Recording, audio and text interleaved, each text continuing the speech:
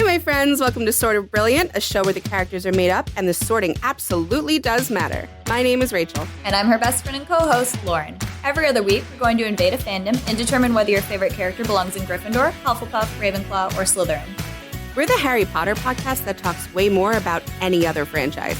Here, we use the sorting structure from Harry Potter as a common language without supporting the author or her beliefs. As for the sorting itself, there's bound to be some arguments along the way. But in the end, we're always right. According to us. According to us.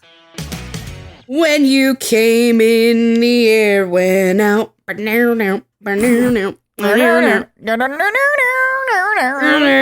shadow filled up with doubt. I don't know who you think you are, but before the night is through, I want to do real bad things with you.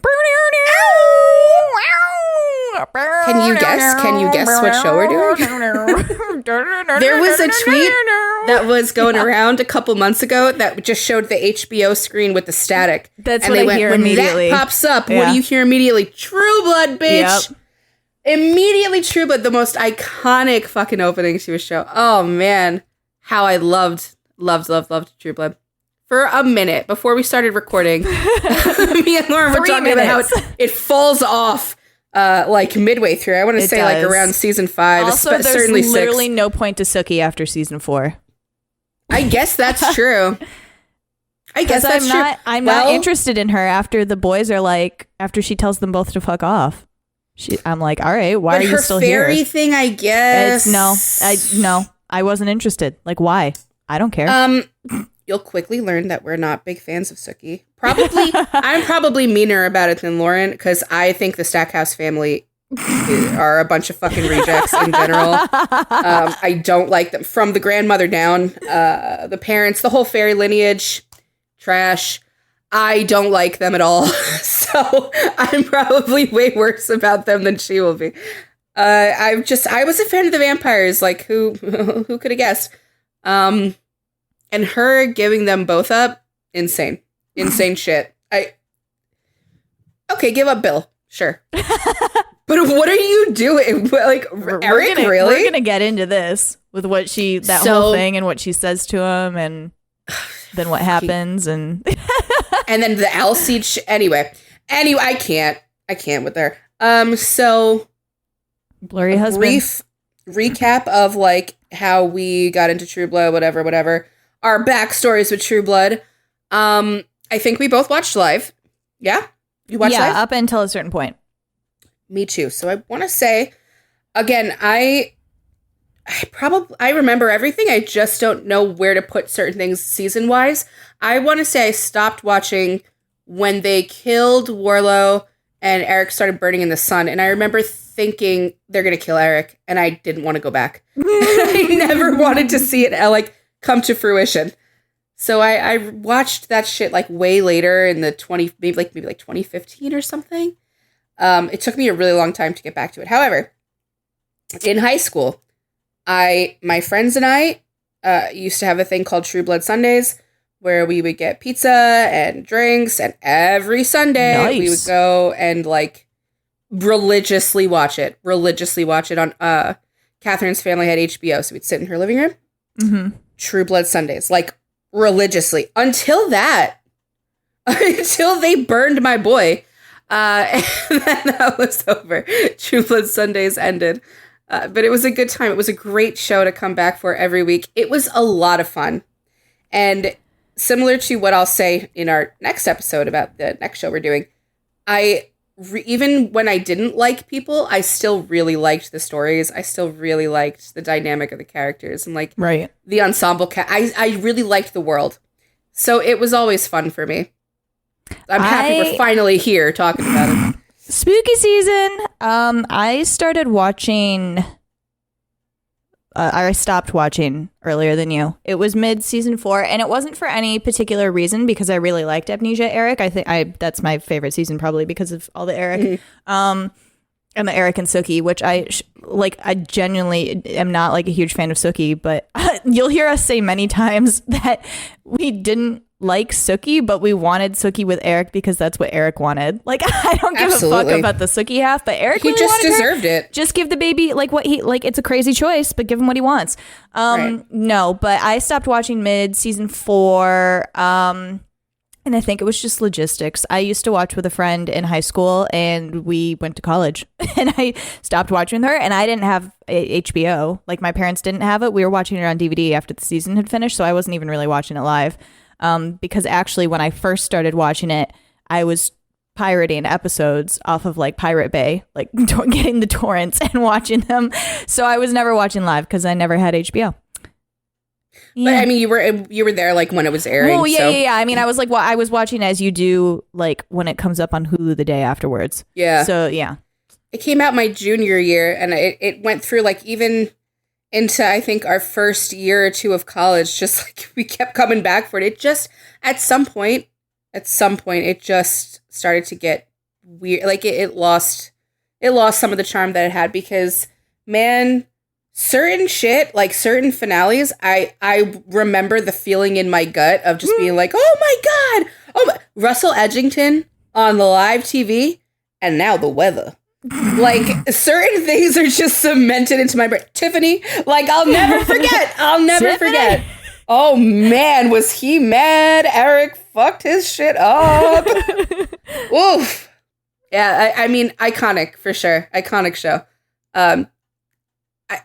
I'm going to tend to love anything vampire related anyway. Mm-hmm. But I mean, really, when it's good, you know? It had a solid couple of seasons there. I really enjoyed myself. I was thinking about this because we're doing Vampire Diaries next time. So I was like thinking about maybe we should like do a little mini glossary of like the wording used for this because it's different in different vampire and like the lore is different. So like in True Blood, you're glamoring people when vampires like mind control you. Not compelling. Right. Yeah, that'll be don't confuse them. It's all glamoring. And the world knows about vampires. Right. And they do sleep in coffins and they like get the bleeds if they don't sleep during the day. I hate that. I hate when they cry really blood. I hate strange. It. Yeah, they cry blood. I don't know why they sleep in coffins, but they do. There's a like synthetic blood called True Blood, and that's like why they were able to come out of the coffin because they can drink that blood theoretically instead of humans, and it'll be fine. They need to be invited into a house, but they can be uninvited. So it's not like Buffy where you have to do a spell. You just say, get the fuck out of my house, and then they can't come back in. That right there is one of my favorite things about True Blood. I that. I love it. I liked that. Yeah, and Vampire Diaries. I rescind your invitation. Vampire Diaries, they're fucking killing people and signing the deed done. over. You're done. They get in, you're done. Deed over and all that shit. Horrible. Yeah, so you can rescind an invitation just by saying, get the fuck out. That's really all I could think of that was like important. Just remember when Sookie gets so mad at Bill because what did he do? He sold her out to the queen, right? He was like watching her for the queen or some shit. He was supposed to show up. Yeah. He never told her that's like, why he showed up. Get out of my house. And he's just, no, Sookie, no. I love this shit. I can't. I'm telling you, these things are burned into my brain. Both True Blood and Vampire Diaries did this, which I think is really funny, is that when your invitation gets rescinded, you like fly the fuck. Like in Vampire Diaries, you see Stefan like go hurtling out a window. So good. I love that. I love that you can just be like, get the fuck out. It's great. The other thing, I mean, and they don't have it on Vampire Diaries. They have it on True Blood though, that your maker can command you to do things. Yes, so like so the maker the maker makey relationship is really important in True Blood. It's not so much in Vampire Diaries because of the way that you turn somebody. They're different in True Blood. Yeah. You feed them your blood, and then you drink from them until the point of death, and then you bury yourself with them in the ground, and then they rise the next day and they're a vampire. So it's like your maker can literally like command you to do things up to the point until they release you. They can release you at some point, and then that bond breaks. Yeah, in Vampire Diaries, it's just like you have vampire blood in your system and you die. Like, good luck to you, man.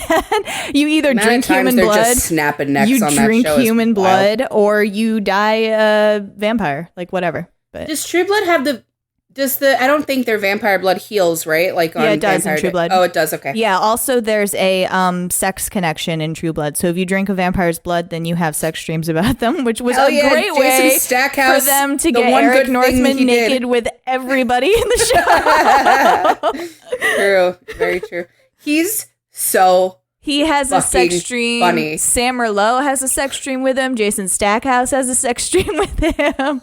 Sam Merlot. Damn Sam Merlot. We're talking about the main three, the love triangle, okay? Yes. We're talking about That's who Bill, we're talking about Sookie, this and episode. Eric. And we'll be coming back shortly, probably early next year, because the show will be fresh in our brains. And Haley will join us. I'm very sad we can't talk about Pam. All right. I love Pam. She's real difficult to sort. I love Pam. Yeah, but I know. But like a lot of what we're going to be saying about Eric will like apply to her. So we just have to wait. Yeah. They have a good, it's a good dynamic. I love their relationship. It's a good dynamic. Mm-hmm. It's one of the only relationships on the show that are really genuine. Like, it's the only one. It's really, yeah. I'm trying to think of other ones that I'm not. It's the I'm only coming one. up short. It's they tried to be like Jessica and Hoyt. I'm like, Jessica and Hoyt? Why did he marry her? Fuck out of here, man. Why did he marry her?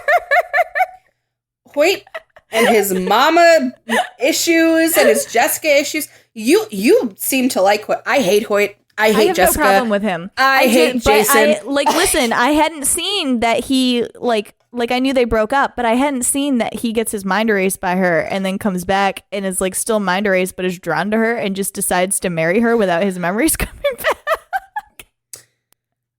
Mess. Fucking mess. Jessica, I don't even want to ever talk about her. I never want to talk about her. I don't care what her house is. This was a problem when I was watching Daredevil because she is Karen on Daredevil and she has a relationship with him and I was getting really mad about it. Yeah. And I told Hannah, like, I'm going to stop watching the show. And Hannah was like, they break up, don't worry. And I was like, okay. It's sad. It's sad. It's one of those things where it's the same thing. I was like a fucking kid watching this show and I disliked her so much that's like imprinted in my brain forever. I hate that. The actress, beautiful, talented. She does a great job in whatever Jessica she's at. Like genuinely, she does have growth, whether it's like positive growth, but she does evolve.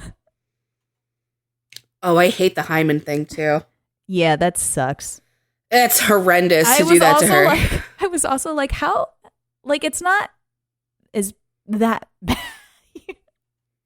Like, it just would suck. Like every time it would suck. No, to it feel would, like but it's not. like, but it's ow, like God. it's like a each time, and then you're like, Yeah. okay, they were portraying it to be like, no, yeah.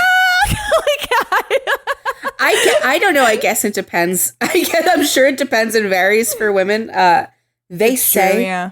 They say, I've learned, in my like later years, you hear things. They say that it's not supposed to hurt that bad if the other person knows what they're doing and it's done right. So I'm sure when she was fucking Jason, it was fine. Probably not Hoyt. Probably. I hate Hoyt. I can't help. I hate him. Who would want You hate their Jason. memory I can't erased? believe you hate Hoyt. Well, Rachel, we're watching another show where that happens. Are you there yet? Hate it. Oh, I have no idea. Oh, okay. I have no idea. No, you would know what I'm talking about. You would know what I'm talking about. I'm in season 5. I just met Enzo, but not now. You're not Enzo, at the I end of just saw season flashbacks. Okay, no, you don't know what I'm talking about. That. Well, I'm telling you right now. Personally, I'm gonna get a text from you. I'm gonna get a text from you. It would just bother me. Like, please don't take that from me. Like, I want to know what's going on. I think you're gonna actually agree with what But happens. I don't agree with Hoyt's, though. I know. I'm thinking about Vampire Diaries because I was like, you're gonna text me mad. But actually, I've been thinking of the like different reactions to it, and like the way I would react to it is the exact way that one character reacts to it, and the character that does it, I'm like, no, that is what they would do. I'm sure it's great in certain situations. I'm sure this one to have been betrayed like that. I need to carry that with me. You did see in Vampire Diaries when fucking Rebecca sits them down and is like, Stefan, you want me to like compel away your memories of Lena? And he was like, yeah, do it. Horrible. Or like when she was like, Matt, I can make you smarter. Yeah. You can go to college. You want to go to college? I don't know. It feels like cheating to me. I don't know. And I feel like you need your memories, but I'm sure like some characters that go through it so hard. Like if Buffy wanted to erase her memories, I'd be like, okay. I'm gonna be honest. You've been through enough. It wasn't him erasing memories of Jessica. It was him erasing memories of Jason that like totally disgusted me. I was like, what? Well, Jason fucked up constantly. When did Jason ever make a good decision? Away the memory of him fucking up. Like you have an entire life together. No. See, now you're making me be on Hoyt's side. If you're gonna do it, you gotta do it right. No, fuck you, because you're capable of doing that to me. Once you're capable of doing that to me, yeah, I don't want to remember you, bitch. Oh my God, Jason Stackhouse, burn in hell, rot in hell. I can't. I don't even like him a little bit. Not even a little bit. And everyone I speak to about this, like I was talking to George Bad today, he's like, "Why do you hate him so much?" I'm like, yeah, "You don't." It's really. I think he's funny. He's funny to laugh at. Yeah, like point and laugh at, like the dumbass. Yeah, he's the dumb. dunce in the corner. Things.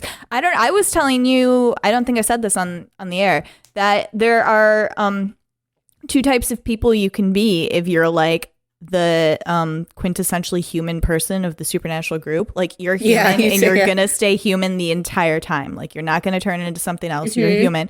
So you can either be the Xander or you can be the Jason. Like I think those are the two categories. You can be like whiny about like why won't you include me? Why aren't I good at anything? Blah, blah, blah. Or you can be Jason who just like ignores the fact that he's stupid and not good at anything and just like, I'm going to be a police officer and I'm going to shoot vampires.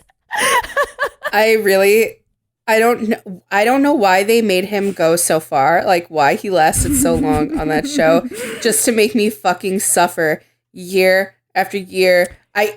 Do you remember the finale at all? So like the full finale? So I don't remember, no. Hoyt comes back with his girlfriend from Alaska and decides that he's going to marry Jessica. I remember that. And then Jason's like, guess I'll marry Hoyt's girlfriend. So the finale is like them with their happy families. And it's only like a year later. Or no, it's 10 years later. I can't remember. I can't remember what the math is. But they showed Jason with 3 children and the math isn't mathing. Like there's not a possible way. He would never figure that out. It's fine. He would never figure it out. What a dumb fucking moron. I hate it. I can't. Oh my God. Is it because of like I can't say this. It's because every time he can make a choice, he makes the wrong one. Right. And I kept waiting. But you still understand it. It doesn't matter. Sometimes I really don't. But is that why you're mad? Sometimes I really don't. I can't say because we're not sorting him. No, I'm telling you flat out that like at this point, I have loved characters in my house, out of my house, adjacent to my whatever the fuck. If I don't get you, just stay away from me. Like I don't get him. I don't get him at all. Like why would you choose to do any of the things that you do? Simply don't fuck that man's wife. Well, he's not always simply choosing. Don't be prejudiced against vampires. And dick. then oh wait, I love them now. Actually, what the fuck is wrong with you? Oh, I can't. I hate him, man. He's a very simple person, Rachel. Well, maybe that's the vampire saves his sister, and then he loves the vampires, and then the vampires are who killed his parents, and then he hates the vampires. This is the thing. There's no, and then his parents turned out to be racist ghosts, and he loves the vampires again. Yeah, there's nothing real about him. He's just there for like point and laugh. That's like the realest you can be. And he's pretty. That he's just reacting. To what's right in front of his completely face. Ridiculous. No, you have to take a stand. You have to have like morals that you stand by all the time. You have to have convictions. You have to like believe in shit and stick with it. You can't just flip flop like that. I hate that. Hate that flip flopping bullshit. Ugh. Bad brother. Anyway, now that we talked about bad friend, a character bad that person. We're not sorting today. Whatever. Who do you want to start with? We only like Sookie's one of them. Show, so. All right, we can do Sookie first. So Sookie is... She's got a fairy vagina. She's got... I'm so sick of Sookie and her fucking fairy vagina. Sookie doesn't know she's a fairy for a long time, but she is a telepath, and, you know, she's this, like, pretty girl, small town, but everyone thinks she's a fucking weirdo freak, except Sam she's not quiet creep, about being a telepath. She's like, I'm a telepath. Like, she's like... I know. I actually can't stand that, and I don't...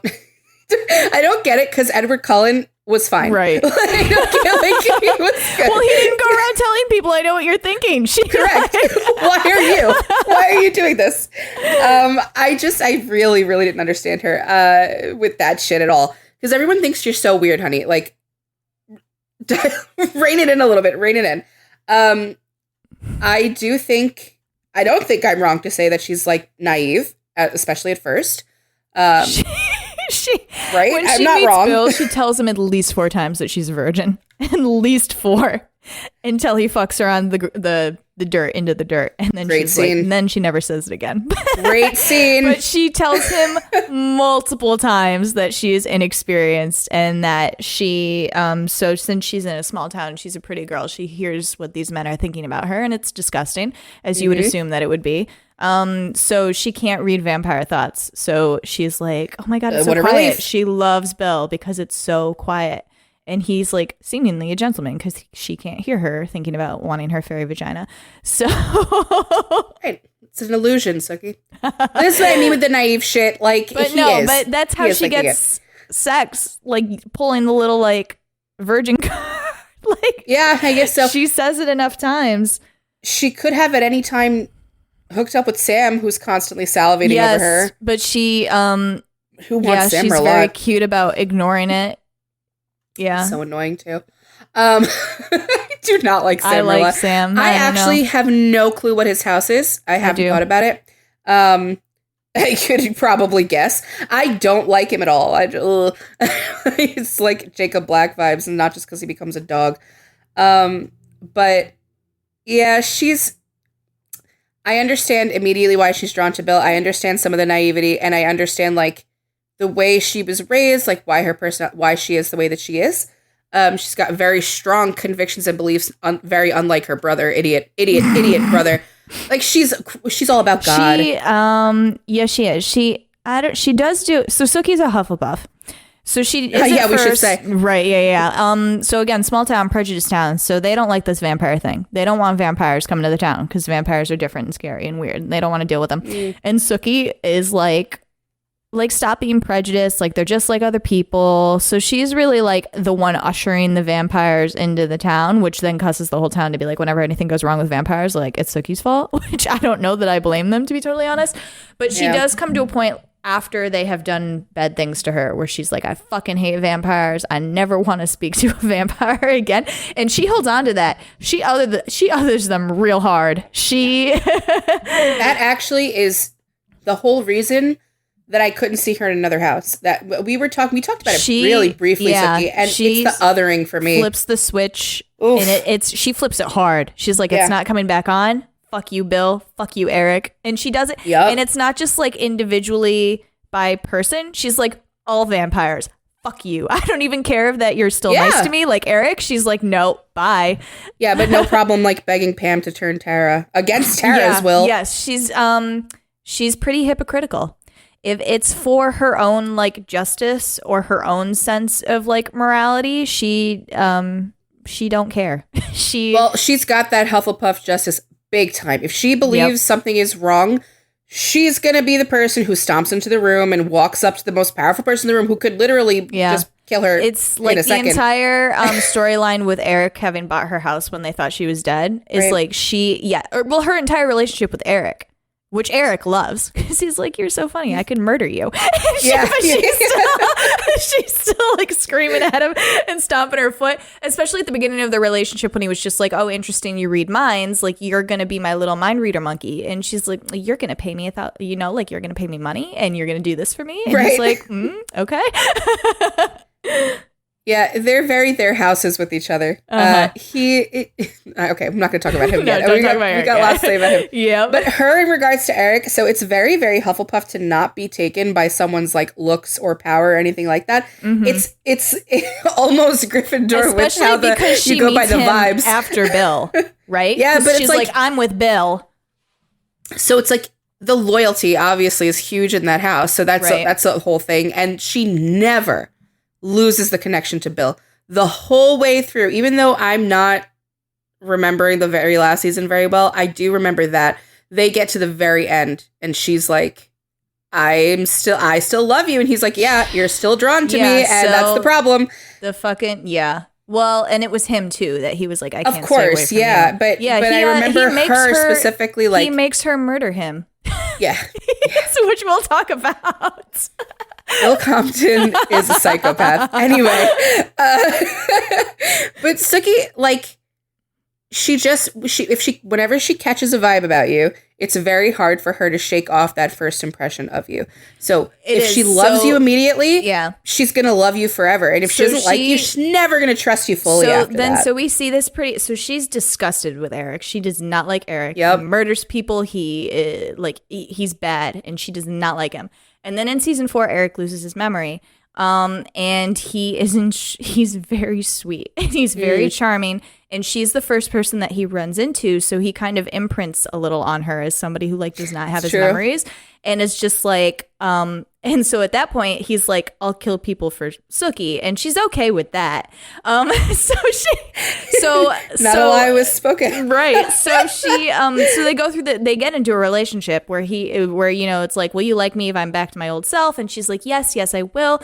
He gets his memories back, and clearly she is not she's really grappling herself with this point, because Eric, when he gets his memories back, is a mix of like Eric before memories, because the Eric without memories wasn't not Eric. It's just that it pulled the curtain back a little bit. It pulled the curtain back a lot. So when he got his memories back, the curtain shut closed a little bit again, but it was open more than it was before. Like, his emotions were more open. He was more willing to like connect with people. I think it just made him vulnerable. He was more vulnerable, and he also was very certain in the fact that he loves Sookie. So like that wasn't changing for him. And Sookie could not bring the two together in her head. She was like, okay, now we're back to murdering Eric, and I don't want to be around that anymore. But she had trouble. She would snap back to like if Eric was hurt or if he was dying, where she'd be like, oh my God, are you okay? Like, she did care about him, but she could not get with the fact that he was like murdering sheriff of Area 5. Which is crazy to me. Viking vampire, so hot, and he is devoted and obsessed with you, and you're like, get away from me. Because her first impression was, I'm here with my vampire boyfriend that I imprinted on first, that I love. I will never look at another man. This is my man forever. I'm a God-fearing woman. Yep. I'm a God-fearing woman, fairy. But I mean, really, really, truly, she really cannot let go of her first impression of people. She carries it. Like, throughout seasons, she'll make little comments and shit that call back to things people did earlier on in the season, and I'm like, damn, Sookie, you held on to that. Like, I vividly remember always thinking that about her. She's very judgy. Very, very judgy. And maybe that's like the Christian Southern stereotype that they're going for with the character. But it plays very well into Hufflepuff to be like super judgmental about things, especially when you're young like she is. She's very, very young. And she has very strong feelings and opinions about everything because of the way that she's raised, her grandma, like, and the way that she gets treated too, right? Like, it's very interesting how she's constantly judged and looked at like the little freak of the town. And she's so open with people. Like, she loves Lafayette. She like goes to bat for the vampires. She's there for the underdog. But then when you flip it, when she gets hurt, she becomes just as judgy.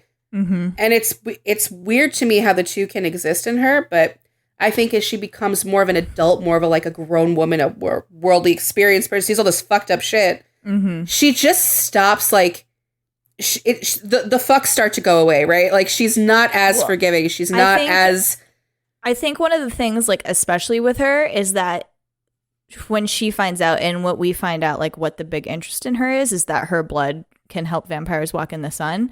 And like the whole thing for her becomes like, everybody's been using me this entire time, and I'm not even like really like important to this whole thing as a person. I'm just like like a blood bag, basically.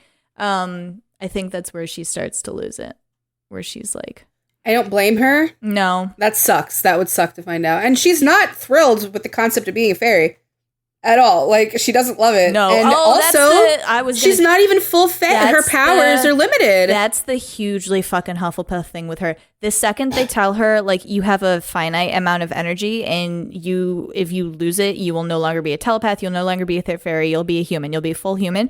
This chick immediately starts, like, going into the woods and, like, throwing her light into the sky, trying to get rid of it. I would never. Only a Hufflepuff would be like, I want to be normal. Like, I don't want to be like this, and just like waste it. Like, what if you need it for something? like important. It's just so I don't know that it's I don't know if repulsive is the right word. She is repulsed with herself. Yeah, you see her talking about it with Sam because Sam is also like, well, what if I could? So they have these little conversations about like, what would it be like if we could be normal and like we weren't freaks or whatever. And she has a conversation with Sam where I was like, wow, Sam got through to her because Sam was like, you know, if you didn't have your powers, you wouldn't be Sookie. Like you just wouldn't be. And I was like, wow, like he's right. He's totally right. And I think he got her. And then you see her out in the woods, like throwing her.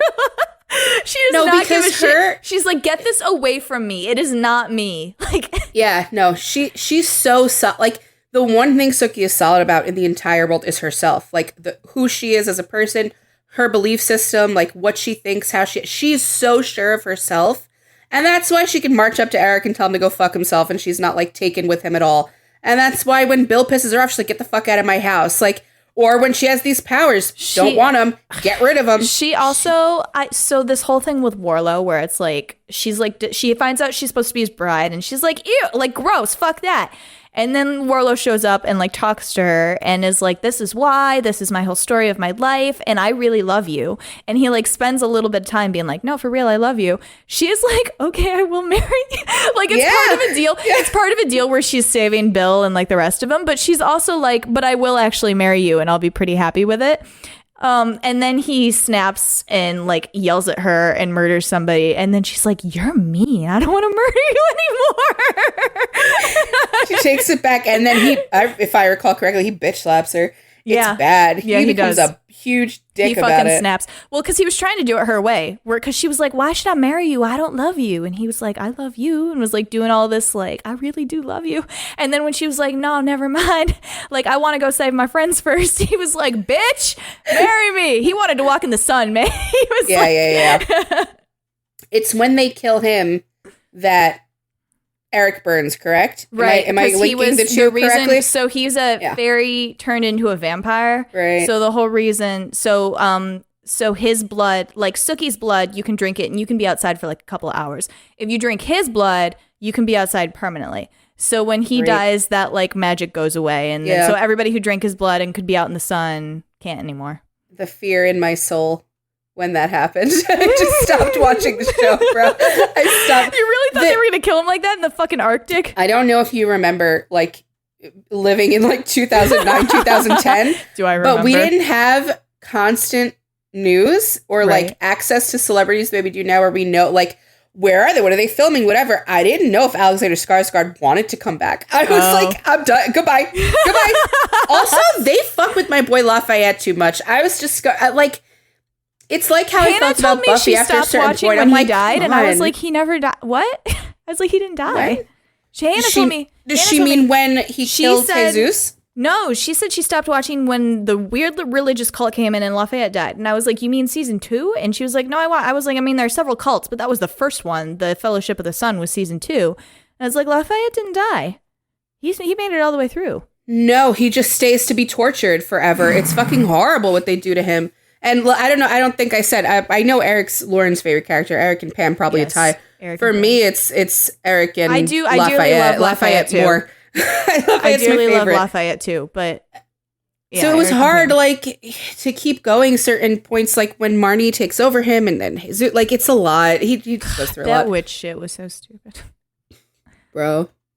Aunt Petunia was such a bitch. I can't wait to talk about Eric just fucking showing up and being stop. The other Hufflepuff thing, her relationship with Jason, right? Yes. Jason's like, you're a vampire fucking slut whore. She's no sister's man's a fang banger. And she's like, Jason will come around.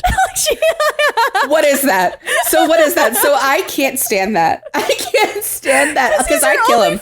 He's her only family. She's got the thing where she's like, if you're my like blood means ever. She's like, I can't get past that. Like, you're my blood. Like, even when her fucking ghost father shows up and tries to drown her, she's like, Daddy, I still love you. Yep. The way it just, like, again, it's like I was saying at the beginning of the episode, if I can't understand why a character does something, it really makes them off-putting to me. And I guess I hate Jason so much that I'm defensive of him. He fucking comes in and backhands her when Grams dies. when she's murdered, he comes in and I hate backhands her that and is like, fucker. this is your fault. I hate that motherfucker. She takes it on the chin and is like, next time she sees him, totally fine. He never even apologizes. She should have shot him in the fucking face. She should have shot him. Listen, Tara does shit like that to Sookie too, and Sookie just takes it. Like the people that she is like loves, like grew up with in the, you know, like those are. So that's the kind of thing that that's like her community. At first, before rewatching any of it, or even like really thinking about any of it, I remembered that about Sookie. And it reminded me a little of Buffy. Like how you just take it. But it's a little different because Sookie does at certain points give it back. Verbally. Yeah, she absolutely. But she's like, Buffy doesn't. She's like, no, she doesn't. But she's forgiving it. Like she'll snap back at Tara and be like, none of this shit is my fault. Like this is all you. Like get your shit together. That's the difference. She'll defend herself. Oh yeah. But she will take the hits and punches and whatever, and she lets a lot go. And people will not apologize to her, and she's totally cool with just going forward with the relationship. Like that's part of like being part of a traumatic family. If she loves you, and if you're part of her community, you don't see that shit with Eric. And Bill gets to a point where she's like, never mind, I take this privilege away from you. Like you don't get that anymore. So it's interesting. So this is where like I think there's a Slytherin Hufflepuff overlap in her character. Like sometimes you see this with community versus your circle. You can remove people. You really can. I'm sure it takes a lot more for a Slytherin than it does for Hufflepuff. Because Hufflepuff's sense of justice is so strong that they're like, well, you did me wrong. Like, I'm not going to keep you around. I can't. Like, where a Slytherin would really be with conflicted, Slytherins, I think. Like, your people are like the only place where your like logic is out the window. Where you're like, so it would be hard to remove, but it's possible. Like, next year we're doing a series where I told Lauren, I think we're covering the first Slytherin I've ever seen that fucks their circle completely, is just like, bye. And it's really interesting to see. In your show that you're so excited for me to watch for your birthday? No. No? It's the one Trisha wants to do. Ah. It's the first time in media I've seen a Slytherin remove their circle. Oh, yeah, because fuck all them. I get that. I get that, but that particular Slytherin put up with a lot before doing that. So it is totally possible for a Slytherin to do it. I just think it's easier for a Hufflepuff. Mm-hmm. So there's a little bit of an overlap in how they treat their people and like what their people mean to them. But the Hufflepuff can cut you out a lot quicker. And Sookie is really fast to do that to Bill. They like turn on. They have humanity. The emotion switch in the Vampire Diaries. Oh, they're scary with that shit, dude. It's just they're like, oh. Slytherins are, it's like a multi-year surgical removal where it's like bit by bit or whatever. Hufflepuffs are like, done. Like, you know. Yeah. I rescind your invitation. So quick. Yo, it used to bother me so bad about Sookie, especially when I was a lot younger. I'm like, oh, can you just forgive him a little bit? It's Ewick. It's Ewick. Or even Bill sometimes I was like, ugh. This dumbass Confederate fucking loser. He didn't mean it. Like what's with all the Confederate vampires? Confederates? Yeah, I don't know. They so casually did that in Vampire Diaries, and then they tried to fix it later by being like, he deserted because he hated the Confederacy. Yeah, and I was like, guys, he didn't have to be a Confederate. Like, correct. It never had to happen. I don't know what it is. I really don't know if they're like I think maybe authors get stuck because they make the character Southern first. Yeah, and then they're like, oh shit. Yeah. You could have made him a cool Southerner who wasn't for that shit real easily. But even I remember Eric owning a plantation too. Like, they make vampires do some fucked up shit. Yeah, but it's not in America. I don't remember where it is. It's like Eric wasn't a Confederate. No, he's not. But I just remember weird shit. I don't remember because this just happened where Eric was like willing all his shit to Pam. I don't remember a plantation. He's got a Paris apartment. He's got an Icelandic. I don't know what it is. And Eric was like some kind of crack for me. We have to start talking about him. Do we? Are we done with Sookie? Well, no, we should do Bill first. I feel like we're gonna be on Eric for a while. Okay. All right. Yeah. Bill Compton. Fucking Bill Compton. Insane man. Sookie. As your maker, I command you. Mine. She is mine. He's Bro, so I will funny say and the insane. only time that I ever got chill, Eric probably got them too, is when Sookie was like pretending and she was like, I'm his for Eric. I was like, yeah. Like it got me. I was like, I'll say that for you. Like, yeah, right? No, you know what though? It's so funny because Bill says that shit like about her and to her, and he's like, you are mine, Sookie Stackhouse. And she's like, I don't belong to nobody but myself. Yeah. Yeah, that's why you still go back to him every fucking time, right? After he like becomes a god and a psycho. To close Sookie up, like her big thing is she wants to be normal and she wants to be human and she wants all this supernatural shit far, far away from her. She does not want it anymore. So, like that was the so naturally she started dating a werewolf. Ugh, the worst. And then why did they break up? Is it not Debbie related? I remember Debbie being she a problem murders for a long Debbie. time. She does. Yeah. She kills Debbie. Yeah. And Alcide's ready to move past that. But Sookie doesn't love him. She still loves Bill. Like she's afraid that she doesn't love him enough, and she felt bad about it. He said, "You are mine," and she felt bad about it. So they broke up. And then Sookie like wandered around without any romantic interest until the finale when she had a human husband whose face we never saw.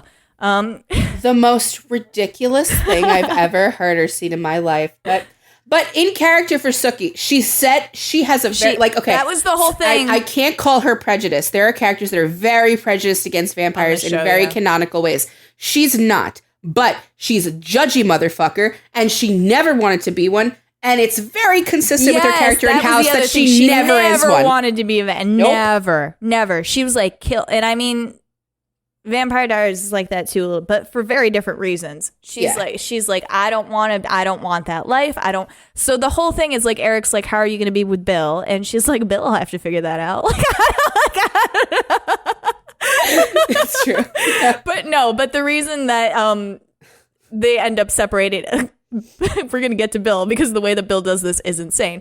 But the way that they end up finally separating, or the reason why Bill like realizes this, is because Sookie wants children, and he's like, she's going to keep like boomeranging back to me, and she'll never have children, and her life will never be normal. So I need to remove myself. I literally need to die. So he's honestly, seriously, and this is saying a lot on a show like this, I think he's the most ridiculous character on the entire show. The things that happen to and around and because of him are so fucking unhinged. Dude, what? Because you just watched it, okay? So you can tell me what sees this. At what point? It's after he becomes a god, correct? Correct me if I'm wrong. He writes a book? And he's on the cover of this book. And then he goes on interviews. He goes on a tour. This motherfucker can only be one house. You're starting way too...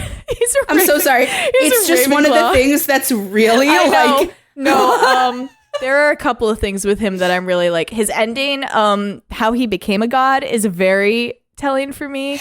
The way that he treats what do they Eric. Call them? He becomes sheriff, correct? At one point, he becomes like, king. No, he's king. He's king of Louisiana. King of Louisiana, and I will never forget the smirk on that motherfucker's face when he gets it. He's so happy about it. He's like, power. Yeah. Fucking guy. And he's like, I never want. And actually, I'm really excited to talk about like Eric's relationship with Bill, because you think that Eric would treat him one way, and he doesn't, but he treats him exactly the way that his type of that house would. Like, the shit out of him. He does. But when Bill becomes king, it's interesting. Anyway, so Bill. So unbeknownst to us, Bill is sent back to Bon Tom because the Queen of Louisiana has heard from her fuck buddy that there might be a fairy in the vicinity, and she wanted to know if the fairy was there, what was going on with her, blah, blah, blah, blah, blah. So that's why Bill showed up. He meets Sookie and is immediately taken with her. Eric loves to point out, fed her his blood immediately. Eric's like, I don't think that she actually loves you. And Bill's like, shut up. And she's mine. Bill loves to point out that Eric tricked Sookie into drinking his blood, and Eric is like, bro, get out of here. Yes. They're very funny with each other. Yeah, I actually... their relationship with each other is so funny to discuss, like in relation to their houses, even more so than there's to Sookie. It is. Like, really. It is. It's extremely, but yeah. So Bill's immediately taken with Sookie. Is it because she's a fairy and he also drinks her blood right away? Yeah. I don't know. The show never. A little bit. Because I don't know. I'm telling you, she says to him like 4 times within their first conversation, I'm a virgin. But I think his Ravenclaw brain is just so like, what the fuck? Like, I think he's just like, what's gonna happen around you? Like, shit keeps happening. Like, he meets her because she's getting beat up in the parking lot by the 2, like, the married drug dealers or whatever. Yeah. So and she just keeps showing up. Like, she's immediately fascinated with him, and he's obviously there to watch her. So I think it's a little bit of that mixed in. But she keeps showing up, and I think he's interested that she's not afraid of him, that she is willing to, like, treat him like I think he asked her at some point, like, are you not afraid of me? Like, I'm very different from other people. Like, I'm very old. And she's, oh, you're just another person. Like, he's like, weird. And so, and so where I think we've seen that again, like with Edward and Bella, it like almost in reverse. Like, he can't hear her. So that's fascinating. But also he's very like, why aren't you afraid of me? And the way a Gryffindor brain processes that is like, I love you, so you really should stay away from, like, I don't want something to happen to you. Whereas Ravenclaw and Bill is like, fascinating. I must observe. He's so weird because she shows up at the house when those other vampires are there and they like want to eat her, and he has to go, Sookie is mine, but they're like still trying to eat her or whatever.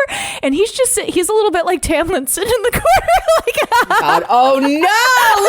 Oh no! Oh, yeah, did I just blow your mind? Did I just blow your mind? Anyway, they're not in the same house though. But ew. No, but so he is like interesting in that way. The other interesting thing about Bill is that I don't think he regrets being a vampire, but he does regret losing his family for sure and losing that part of himself. Like, he is like a little obsessed with, like, he was turned into a vampire against his will, obviously, and his relationship with his maker, crazy bitch, yes, Lorena, she's nuts, bro. Oh man, that was bad. She is very in love with him, and he is not. He's not. I don't know if he ever did. I was trying to think if he ever did. At some point, I think at the beginning it was the fact that she was his maker and he depended on her. But he got to a point very quickly where he was not into the cruelty. She was very much like the stereotypical vampire, and he was like sexy seductress. He was not into it, and he forced her to release him. Right. It's also considered his house, right? I think a Slytherin and a Gryffindor, especially when you have the mentor-mentee or like the maker and maid type of relationship going on, I think if you're the person underneath, you're the person who was made, there's like a loyalty there that you feel really compelled to stay. And I think you will feel that, like a pull towards that person. It's interesting. I don't think you can convince a Ravenclaw. There's no logical reason for a Ravenclaw No, and I mean, it would have to be like, there would have to be an actual emotional connection for them. And Lorena never builds that with him because she just expects it. So it's not enough that there's a connection. Whereas I think for other houses, that would be enough. To build not something for on a Ravenclaw. Yeah, he's like, no, it's got to be totally separate from the child maker thing. Like, you need to connect with me as a person. So interesting. And she wasn't interested in doing. I think I know what Lorena's house was. So she appears like when he starts dating Sookie, because she's like, I love you, like this human whore, whatever. Anyway, she gets killed off pretty quickly, but like Eric uses her to keep Bill away from Sookie for a bit. And yeah, he does. I think she's a Hufflepuff. Yeah, I think she's like a really unhinged one. I guess she could be. I was thinking that she was a Slytherin.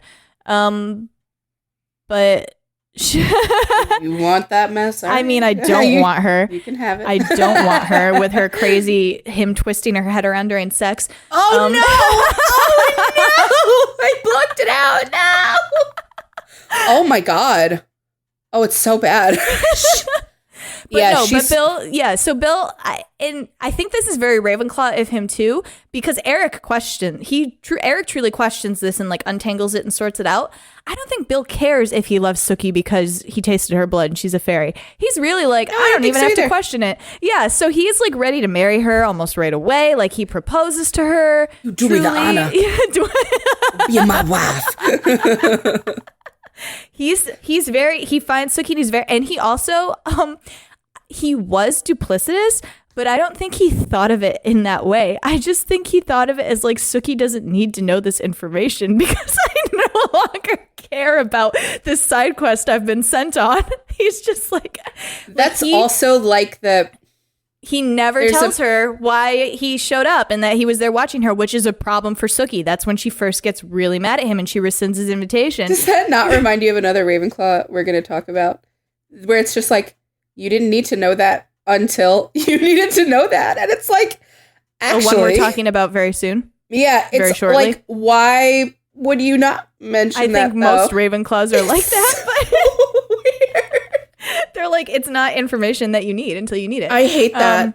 And especially if it's something to do with them. They're like, you really, like, it's information for me. Like, why? Like, you don't need to know. It drives me insane. That's so Bill Compton. Yeah. And then, I mean, look, I don't blame Sookie for being so mad at him, but he really, like, he's so hurt by her kicking his ass out. Like, he's Bill, so, what he did you doesn't think? get it. He does not get all. it. And Eric's sitting there fucking smirking. He knows exactly what he just did. Bill and Bill's like, I don't get it. I mean, Eric told on him. Eric totally sold him out. He was like, I want to talk about this with you know Eric. why Bill's here? I want to talk about this with Eric.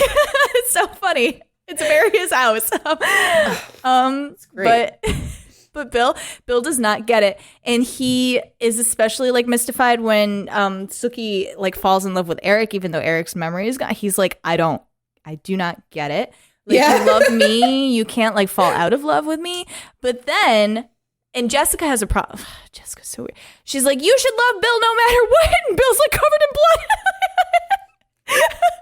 Anyway, the place that Bill totally goes full Ravenclaw and really and not in a good like fun Doctor Strange way where I'm like laughing at him. I'm like, you're so funny. Season 5 when it's really bad. It's really bad. So really bad. You learn about also Lilith. But this is another thing with Bill too that's so strange is he doesn't. I guess it's not strange. He doesn't. I think this might be true for most vampires actually, but he like really especially does it, especially with Sookie telling him that she has a problem with it. He doesn't see having sex with others as like a thing that Sookie should be concerned with. He's like, he's like, I don't really get it, like, you know, but so monogamy is a weird concept, bro. Not even that. He's just humans like, are meant to just have like, one partner. But you're mine and I'm your like. Yeah, Eric is almost like this, but in a very, very different way. But no, I think we'll talk about this. I think you're onto something with talked about being a vampire before. thing, but I do think this is a huge Ravenclaw thing. Feeling, well, yes, and no, the thing. I'll talk. I mean, Eric. you can hugely attribute this to his house. I can see of any of the 4 houses. No. I can see Ravenclaws being like that. That is the point that I was making, though. That he doesn't. He's like, you're mine and I'm yours, and we both know that. So, like, if I happen to have sex with this person because of this like side quest that I'm doing, or like I need to see what happens, he's like, I don't understand why you're getting so bent out of shape about it.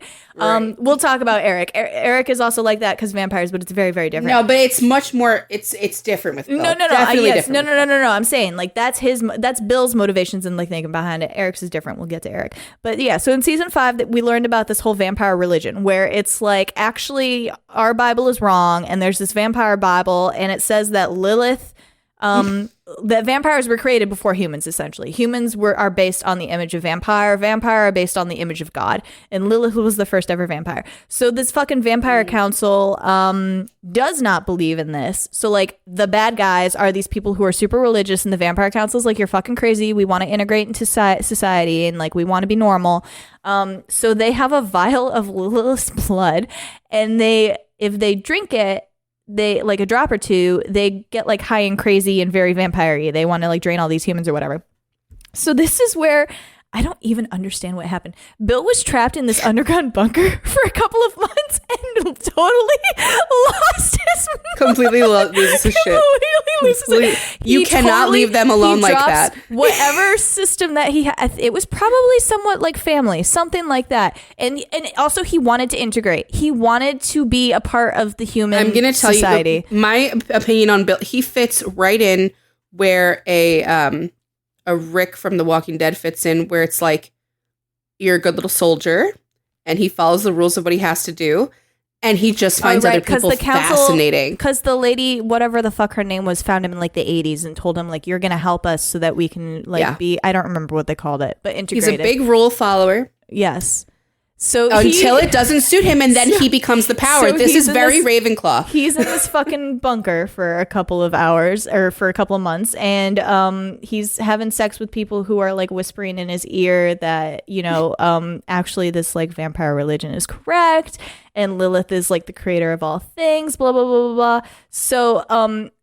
So they start getting visions of Lilith after they drink the blood. And this is where he's so Ravenclaw. Because Lilith, sneaky little bitch, shows up to all of them and goes, you're my chosen one. You're going to save vampires. Like, you're the new god or whatever. She shows up to all of them. And all of these other vampires are like, oh my God, like, great honor, blah, blah, blah. And so they're like, oh my God, great honor. Like, can't believe it.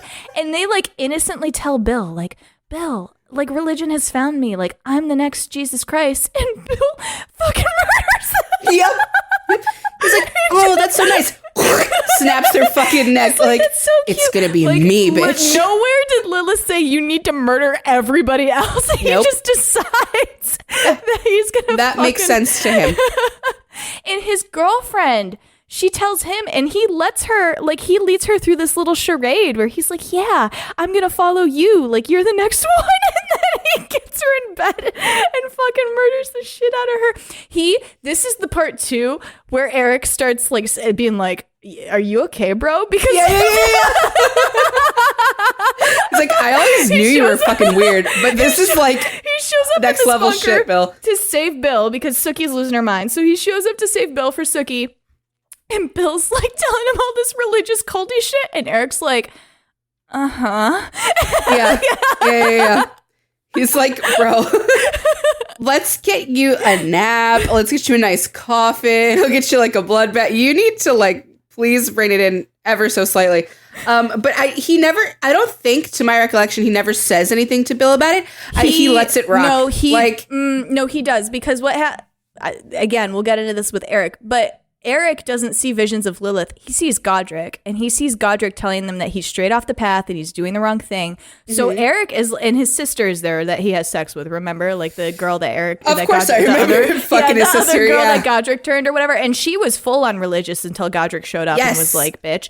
So Eric is full on like Godric says y'all are little bitches, and you are the biggest little bitch My of all. daddy says that your daddy's wrong, your mommy's wrong. So and Bill and they do that thing where they like murder Godric in front of them essentially in order to get them to turn, and then Eric pretends that he's turned. But he does like the first time he sees Godric, he tells Bill, he's like, I saw Godric and you're full of shit.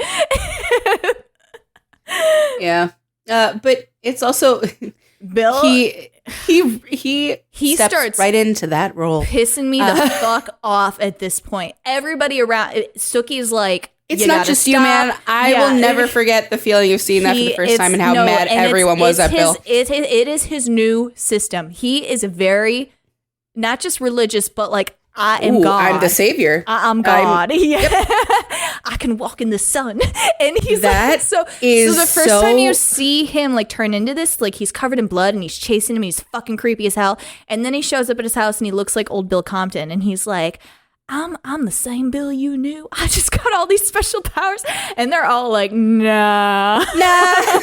You're actually really fucking weird now.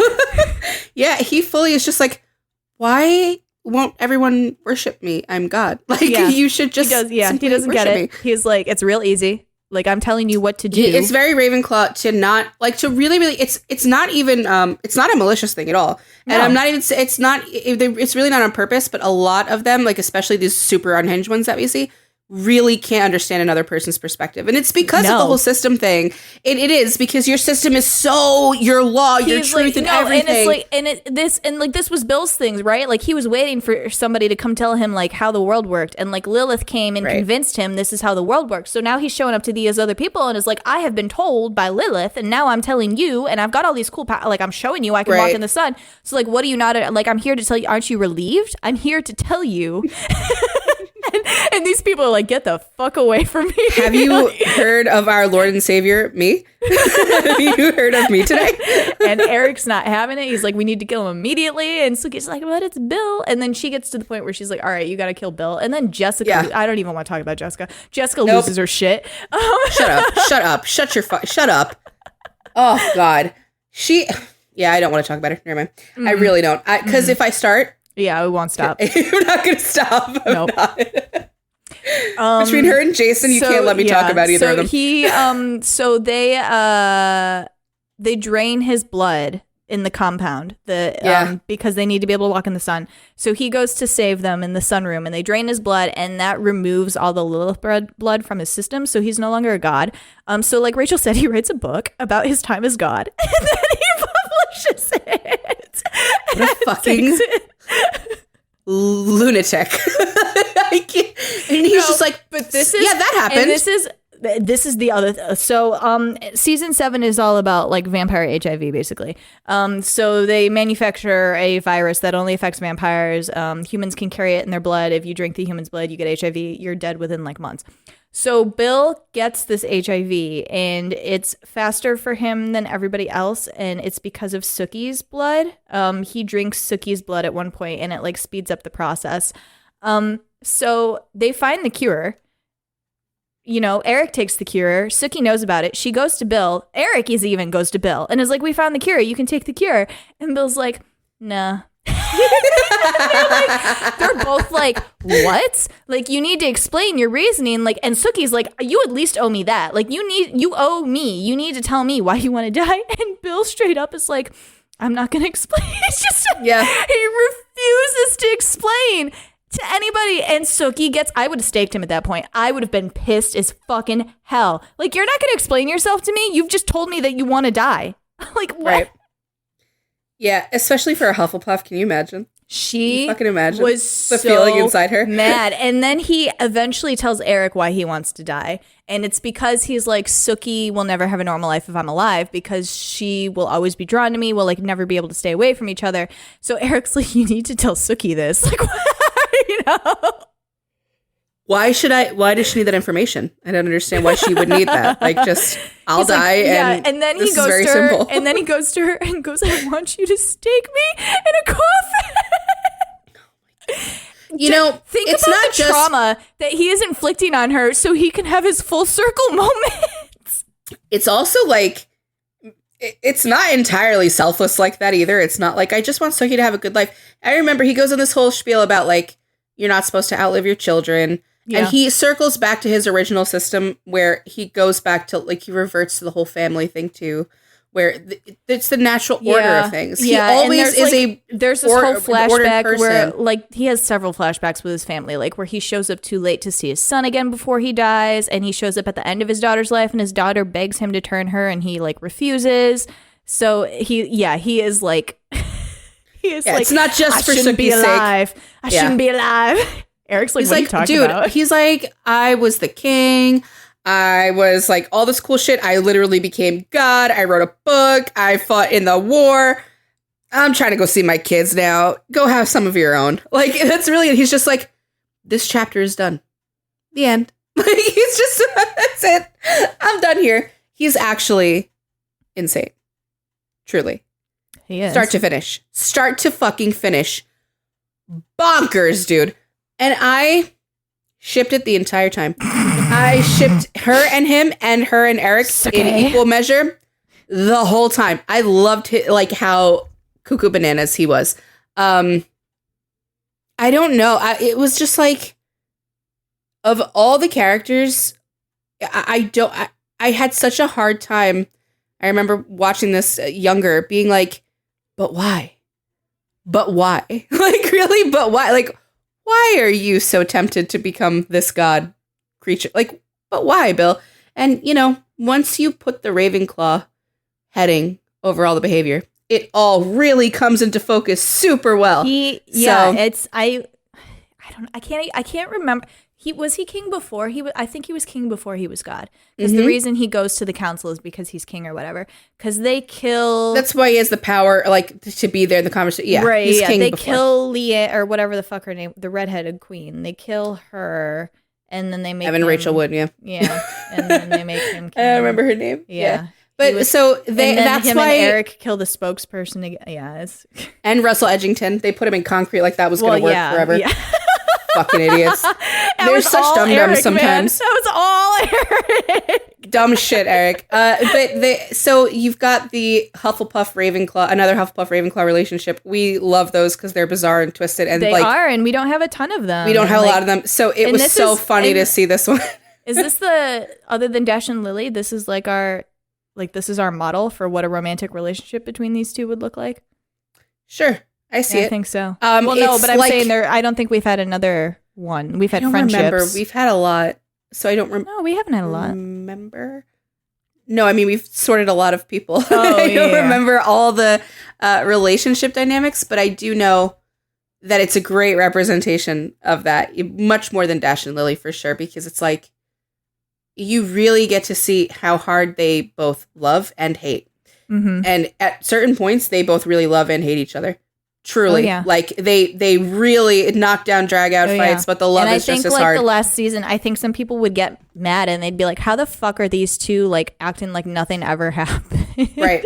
Between because the of two. their fucking house. Yeah, like, it's not out of character for the show at all. Like, oh my God.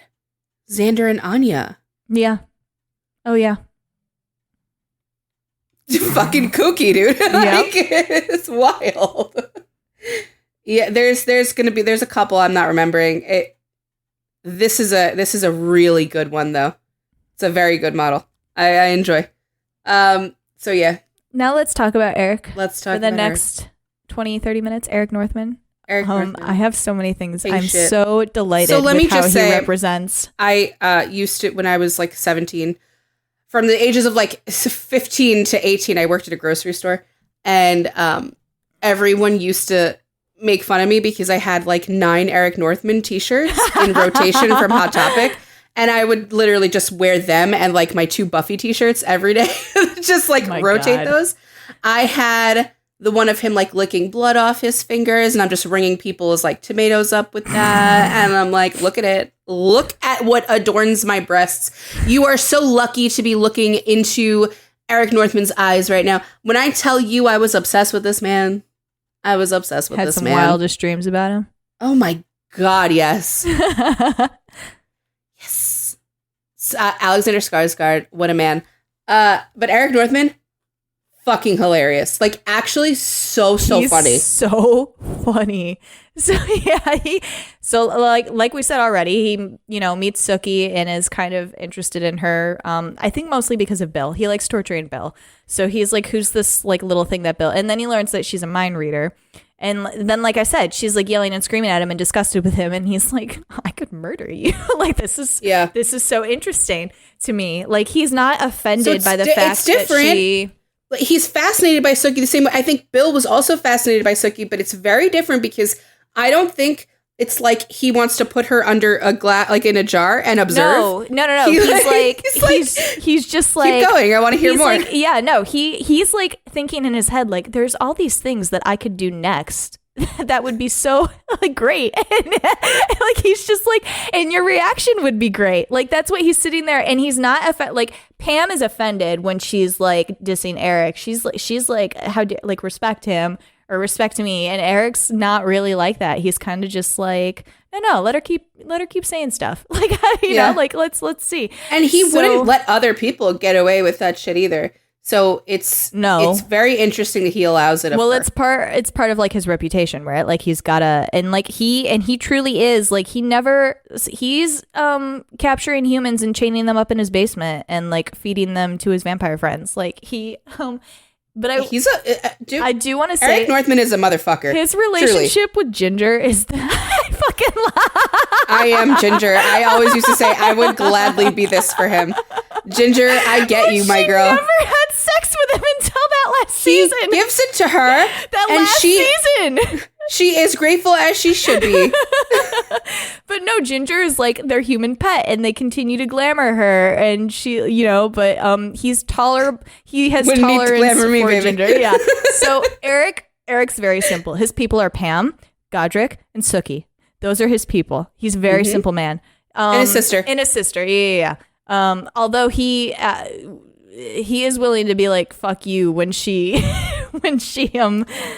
Yeah, but I would still consider her in the circle.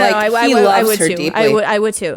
And I'll get more into those relationships. But first, I just want to go into something I said to Rachel is that I love Eric so much on this show because everybody else is like doing their bitchy little politics and their bitchy little religion and like so concerned with all their things. And Eric is like in the center of it all, but has a totally different agenda and just like doesn't concern himself with this shit at all.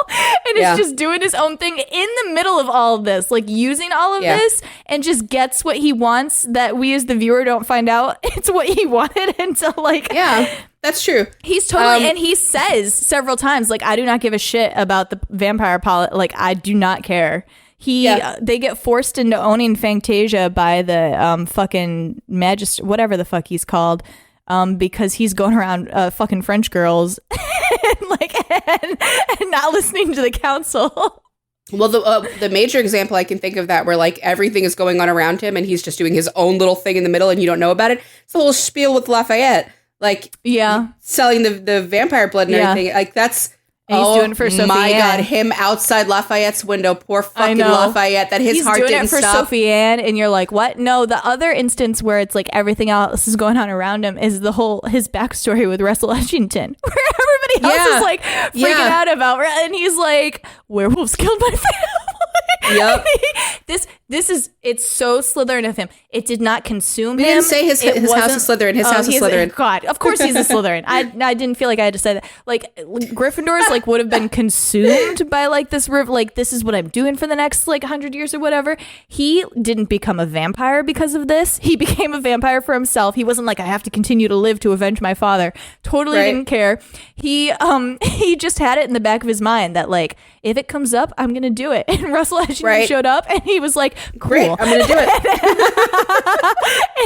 He's like out here enjoying himself. He's never not enjoying his time. No, he's very indicative of like, yes, Slytherins have plans, but they alter them as they go. Like, he was trying to figure out like what would upset Russell. He's like, I don't want to just outright kill him. So he figures out that he's going to kill Russell's lover. And he kind of snaps a little when he sees his dad's crown and like their little trophy room or whatever. Yeah. But I remember, because Bill and Sookie and all of them had like another plan going on with Russell that was going well, and then Eric fucked it by killing his lover. He fucked it. And Bill was like, why did you do that? And Eric was like, because I was doing my like, I wanted to. I was so mad at Eric for that. I really, because I remember them being like so close. It was working out great. It was He's close. just like, I'm gonna put my dick into you and murder you at the same time. I'm gonna pipe you 2 ways, baby. Like, it was a brutal. It was bad the way he killed that dude. So then he decides, and then he's willing to kill himself to kill Russell, right? He goes outside and chains himself to him. And Sookie drags his ass back inside. Pam's in there like fucking crying. And Sookie's like, this is stupid. Like, I wasn't gonna say. Pam and Sookie sometimes have to put up with from Eric is really, it's a lot. So then Eric's like, okay, I'm going to bury him in concrete. And he tells him, he's like, you don't deserve to die. Like, I want you to sit in here and go fucking crazy. I fucking can't with this. And Bill pushes Eric into the concrete and is like, I can't have you coming after Sookie. This is one of the moments where I'm screaming. He shows up. Bill's at Sookie's house and Eric shows up at her door covered in concrete. Yep. He's not furious. He doesn't try to kill Bill. He just looks at Sookie and smiles and is like, oh, did Bill tell you why he showed up in Bottom? And Sookie's like, what? And Bill's like, Sookie, I can explain. And Eric's like, yeah, man, you should explain. Covered in concrete. Yeah, tell her. Yeah, I was like, I think Sookie would really like the story. He's like in his little quiet voice. And like, he's seething underneath that like calm composure simply because you fucked his hair up. And he spends so much time with the foils on his beautiful highlights. Pam is pissed too because now she got to cut it. Now she's got to cut it. Yeah. So his relationship with Godric is insane. He is, oh my God. Literally nothing that he would not do for whatever this man says. Godric found him and turned him when he was like dying in some Viking battle or whatever. And he's like, we can be brother, child, and father to each other. And Godric is very, I could probably speak to God, but Godric's very, he's very set, and he's like moral, but not in the stereotypical way that you would think about it, obviously, because he's not like yelling at Eric for killing all these people. Like, he doesn't give a shit. Right. But he's very like, and Godric decides that it's time for him to meet the sun. Like, he's done. He wants to die. And Eric doesn't know this. He thinks Godric's been kidnapped. So he's like doing every single thing possible that he can to save Godric. And, and you can see how much he loves him when they finally meet up again. And then when Godric is like, no, I'm going to die, Eric's like, well, then I'm going to die with you. And Godric's like, no, you're going to stay here. I command you to get off this roof. Yeah, he's like, you're going to get off the roof. And I don't think they're bonded anymore. And Eric still listens to everything he says. And I think like it speaks to the fact that he's not hallucinating Lilith. He's hallucinating his father. Like, he's like, I don't have any fucking gods. I have Godric. Like, you know? And Godric's telling him like, this is the wrong thing to do. And Eric is immediately like, you're right. Like, he doesn't need, like, he loves, it's a really... This is what I was talking about before, like... With the mentor-mentee thing, Yeah, it doesn't exist. The Ravenclaw... okay, maybe if the Ravenclaw is the mentor. Because Bill gets like that with Jessica a little bit, right? It becomes that. But if the Ravenclaw he's the one in power. He's like, yeah, what I'm saying. If they're not in power, forget it. It does not matter that you turned to him. It does not matter that we had a connection at one... It's not enough. But for Slytherin... Totally. And for Gryffindor, too. Yeah. Eric, and it's not like Godric didn't earn it for Eric. Like, Eric, like, loves him. And it's the same way with Pam. Pam is his child. And Pam is the first person and only person for a long time that he ever turned. Because Eric's like, I'm not going to deal with that shit. Like, I don't want to. It's a lot of fucking effort, too, though. And it's a big commitment. Well, it's... Yeah, well, I mean, we didn't talk about this with Bill. He was forced to turn Jessica, and he was like, I don't want to deal with this. And then he immediately realized that he liked, like, being in, like, the parent, like, commander role always or in whatever. Fucking power, yes. Yeah, for Eric, I think it's, like, it's an like, Eric's not going to turn somebody that he doesn't care about. Like, even when he turns the governor's daughter as, like, leverage or whatever, he, like, takes the time to sit with her and talk with her and, like, you know, like, he's like, there's something there that I connect with and I can expend the emotional energy on you for the whatever amount of time. So he has that relationship with Pam, really special relationship where, like, they don't have to speak to each other. They understand each other completely. Pam will do anything he says. He has to release her at some point because there are people after him and he's afraid that she'll get caught up in it and that she'll die or whatever. And they're both, like, crying. Towards the end of the show, Pam does not like Sookie. She does not understand the Sookie thing. She does not get it. She ever liked Sookie, Lord? No. I didn't say that she did. But towards the end of the show. No, but she said towards the end of the show. So I'm like, did you think she liked her in the beginning? No. Towards the end of the show is when Pam starts being like, you gotta stop. And Eric's like, I can't stop. And she's not getting it. And that's when Pam is starting to be like, you know, like, what the fuck are you like, you know, and Eric's like, go the fuck away, Pam. Like, he's getting mad, but the way that he treats it is very Slytherin. Like, he's like, leave me the fuck alone. Like, I'm doing what I'm doing. Like, just deal with it. You know, like, I love you. Like, I expect you to just go with what I'm saying. Yeah, just go with I love you, but if you're not gonna, you know, just ride the wave with me, then, like, you can go fuck off. Yeah, fuck off. Yeah, it's rough. That's rough on Pam. Yes. But you know what? Then Pam has her whole thing with Tara. Like, it kind of. It's she has to have something outside of Eric. Like, it's actually really sad. I get really sad for her. Well, they get it back in the. I texted this to a couple people. I know I texted it to Rachel. There's a moment in that season when Eric gets himself brought. His entire like tenure in the camp is so Slytherin. Like when he comes in to release everybody and he's like, go kill the fucking humans. Or Exactly what you're talking about. Yeah, it's very Slytherin. No. But there's another, I had to pause the show. I was fucking on the floor. When they first get him into the camp, they're like doing experiments on these vampires to figure out shit about them or whatever. So they put these 4 vampires in a room. Nobody says anything. There are 4 X's on the ground.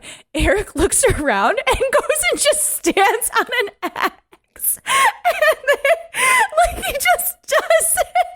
And so then what they're doing is they're shooting balls out, and they're shooting one less ball than there is people. So if you end up not having a ball at the end of the time, then you get crossbowed with a stake or whatever. Eric figures it out immediately. And these other stupid... But the fact that he walked in the room, looked around, and stood on the X. Yeah. Well, he understood that he had a task. Okay, I know.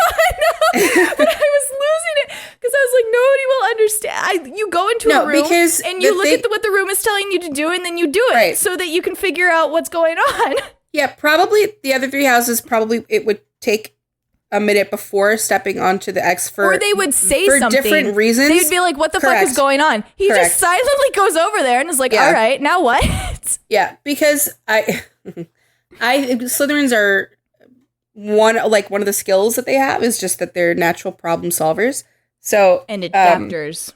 I think that when it comes to solving problems for people and friends, they can be really good at that. But it's they're even better at it when you've removed like emotions from it, and it's like a game, and it's just a straight up. There are rules. What do you think they are? And you throw one into a room, and they'll suss it out. Well, because there's nothing there to figuring out the rules. Like but I'm saying I think that the Slytherin mind naturally likes that and naturally quickly does we love it. Oh my god, no, it's like checking things off on a list. You're like, all right, still on the X, next. Let's go. Whereas I think dealing with people, while Slytherins can be really good at that, it's almost Ravenclaw in the way that it's like, I don't really understand why you're why this is a problem for you. Like, I can help the task list. But you're not correct. You're not following. Like, there's a set of steps to follow here to get through this, to get over this. So just put one in a room with a fucking X. What do you think the Slytherin we can do them do in the room? Unlike Ravenclaws, we can do the task list out of order, but like you're not doing any of it. Like, what are you doing? Yeah.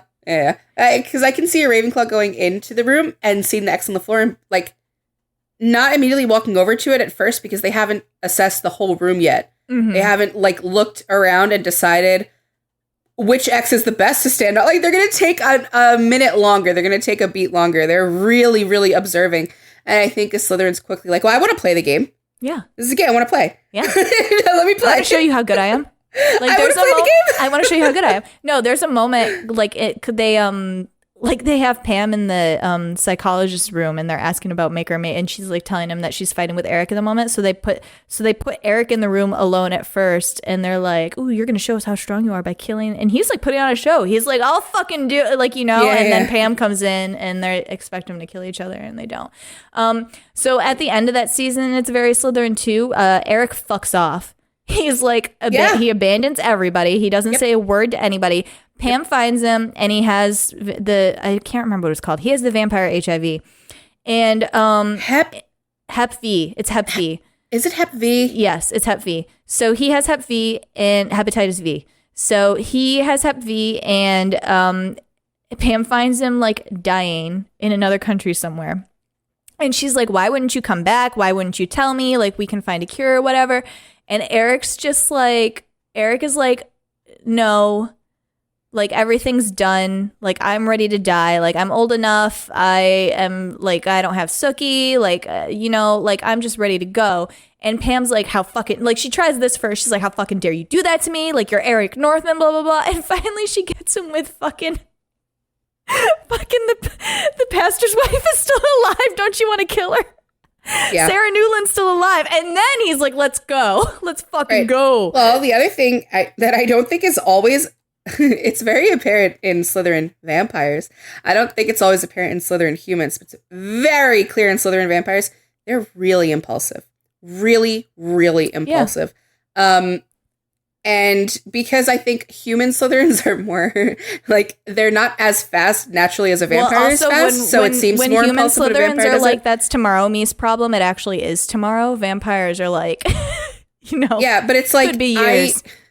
I don't see some Slytherin people, like, I can think, like, if I think to the left side, and I think of, like, Bella, and I think of just people over there, that they're not impulsive people. When you hit the middle right, it starts to get a little fucking loco. They do impulsive things, though. Like, you can see it. Like, Bella is fucking jumping off cliffs, about, like, and Daphne having sex in a garden. Like, putting a motherfucker in concrete and, like, not thinking about the repercussions of the possibility. Like, just he's doing like, it. I know I can deal with it.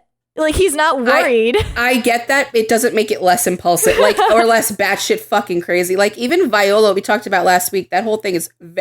it's very impulsive to do what she did. Like, just because you know you can work it out, or you're like, you have the faith in yourself that you'll work it out after, it doesn't make it less cuckoo.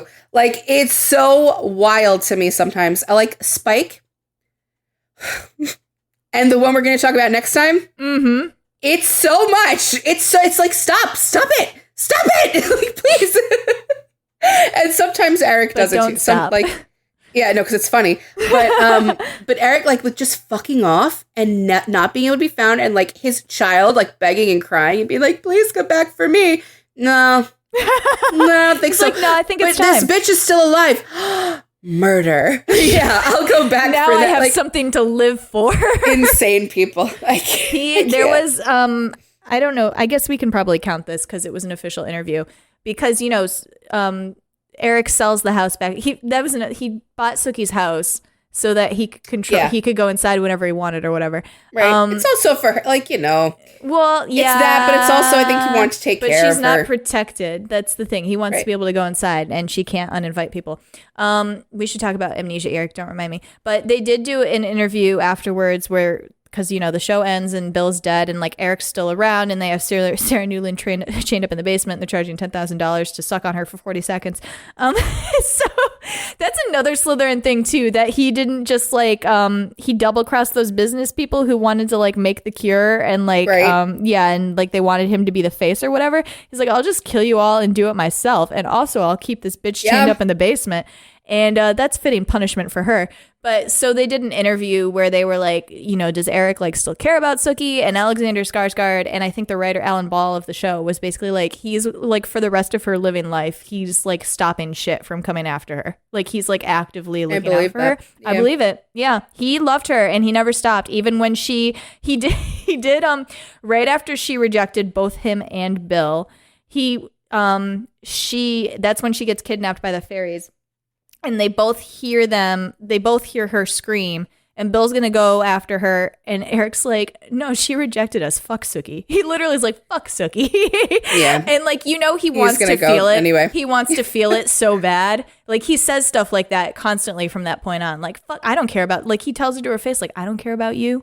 Like, you can't, like, because she's like, don't die of Hep V. And he's like, I'm not fucking not dying because of you. And he's like, totally, it's because of her. I want you to know that I don't care. I don't even care that I don't care. You care, stupid. I can't. The other thing he's so funny with is, what is it? I think it's the season with Evan Rachel Wood where he has to pretend to be like a newspaper reporter. Like, he has to pretend to be this nerd with glasses, and he goes like, it is the funniest fucking thing. To get into the Fellowship of the Sun, he pretends to be like, yes. Funny, one of the top, like, 5 funniest Eric moments ever. He's like, hey guys, where's the vampire? Hey guys, I'm here for the interview. Like, oh my God. No, you're talking about, he does it twice. He sneaks into the Fellowship of the Sun, and they're like, there's a vampire on loose, and he's like, oh my God, where's the vampire? Yeah, what? No, I'm talking about where he dresses up. No, yes. So that was in season 6 when he goes to the governor and he pretends to be from the bird sanctuary. Yes, it's the birds. Yes, that's exactly what I'm talking about. And he's like, actually, pigeons will kill you. And the governor's like, what? Yeah, like, why did you know this? Like, why can you just do this? He was making a symbolic thing about vampires, but he's so fucking funny. This is the shit I'm talking about. Or, like, I have never been able to get the hello tiny humans out of my head. They're like teacups. They're tiny teacup humans. Oh my God. And you don't know, as a viewer, like, I remember watching that live being like, this is very cute. Is he going to kill those kids? No, like, he literally was like, I could just eat them. And I was like, and he would kill them. And like, relax, Anakin. I don't need this right now. So we definitely want to talk about sweet, vulnerable, yes, vulnerable I'll brainwashed just say Eric. real quick, the thing with Bill, when Bill becomes king. So Eric, he says that, like, I don't fucking care about your vampire politics, but he plays the game when he has to, right? When Bill is telling him to do If shit, he has to, yeah. when they kill, I forget her name, the lady who was on TV, they kill her, and there's that scene where Bill is on the phone with the vampire council, and you see Eric, like, speeding around, like, cleaning up her guts in the background. Yeah. Like, Yeah. like he will do, and he says it sarcastically, but he also means it when he's like calling Bill like my liege and my like, you know, all that I shit. know. Like, he is genuinely, it's very interesting. He's genuinely willing to follow the hierarchy. He's like, all right, I can fit. Which I don't get. That's always something that's interested me. Here's the thing with Eric, especially after you see how he became sheriff, because it was a punishment, right? Mm-hmm. Because he wasn't normalizing, and he like wasn't, and he's one of the oldest vampires. So they gave him the sheriff as part of like a punishment, and the whole sitting on the throne thing was Ginger's idea for them to earn money, like, you know, like as a sex symbol. So I'm not saying that he doesn't like power. I'm saying that I don't think he finds power in like, like title, like he's sitting there like, I'm a fucking Viking, like from a royal Viking family. Like none of this shit you're saying means anything to me. Right. Like he doesn't need it. It doesn't mean anything to him, but it means something to Bill or to like these other vampires. So he's like, okay, I'll utilize the power that you give me within the system, and I'll also like follow the rules. But he's really like we said earlier, he's doing his own thing, like living outside of all of these other people's little like religious games. Like because it's not. It doesn't mean anything to him. It's not. It does true. not mean like, anything to him. Right. It's actually not. It's so insignificant to his day-to-day life or to whatever his side goals and side quests are. Yeah. And when the opportunity arises to accomplish a goal or to tick something off the list, he's like, at some point this will come back around and I'll be able to deal with this later. That's fine. Right. And I'll play your little game in the meantime because, like, obviously he wants to live. I think he's not going to let these fucks kill him. I think he says at some point that he was alive before they, like, decided to, like, break states into territories and, like, give them to kings. Like, he's like, this is all fake. Like, it doesn't mean anything to me. Yeah. He's like, I was here before you. I'll be here after you. Right? Yeah. So he like calls Queen Sophie Anne like your majesty, and she like does like she tells him to sell V, and he's fucking doing it, but like he double crosses her the first chance he gets. Like he doesn't give a shit. That's a big thing with him too. Like it's very interesting how he'll sit there and like really mean it when he's calling you king, queen, whatever he's doing, what he has to do. He will though just like rip your throat out if there's a better it's almost like when you're using the GPS in the car and it's like, you want a faster route, 3 minutes, like save 3 minutes in your route, and you're like, yeah, sure, whatever, fine, I'll take it. It's the same way he approaches double crossing people. He's and like, that's a quicker route, sure. I'm pretty sure the thing that saves Bill is that they're nearly always aligned in like keeping Sookie alive. Yeah, big time. So yeah, because if that wasn't there. There's no reason for him to be doing all that. What does he give a fuck about Bill Compton? Bill to him is like a funny little guy who's weird. And then he does shit to fuck with him. And he's like, all right, well, now I got to blow your life up. But then sometimes, like, I don't know. Do you think he actually was worried about Bill with the God shit? I don't know if he actually was worried about him. I'm going to say no, having just watched this, because he is like, well, obviously we need to kill Bill. So he's just like, let's kill him. And then they go through, Jessica won't let them kill him and blah, blah, blah, blah, blah. And he kind of just drops it. He's kind of like, whatever. Yeah. Because I remember talking with people when this was live. Bill makes a deal too, where he's like, I won't like hurt anybody if you leave me alone. Like, so Eric's like, fine, I don't care. It doesn't bother. But I remember people being like, either shipping them or like just wanting to see them together, or being like, oh, their friendship is so cute. Like they do care about each other. You see it in certain moments. And I'm like, I don't agree with you. I don't either. I never agree. I do not see it. They have no love for each other. I mean, Bill like listened to Eric as sheriff, and then Eric they're following lists and order, and that's it. That's it. It's a means to an end. They both share like end goal of like keeping Sookie alive. They both love Sookie, but like if Eric thought that Sookie would love him if he killed Bill, he would have done it. Bill. Like sure. Absolutely. Yeah, I guess let's talk about when he loses his memory. Yeah. it's important because when he comes back from it, he's like, oh, I'm half and half now. Yeah. But it's here. I guess we're going to talk a little bit about Sookie too. So, I mean, first of all, the fact that Bill's like, go take care of these witches, and he just shows up and goes, I'm here, witches, stop what you're doing. This is the impulsive shit I'm talking about, okay? He's like, I can handle this. What Baby, you're doing, you can't. And then somebody shoots. I know. And Pam is like telling him no. And he's like, it's fine. It's just a little stupid Maybe witch. It's your men. Coven. Maybe it's your men. It's probably the way our men. my men shouldn't have each other's phone numbers. Your men shouldn't be allowed off a leash sometimes.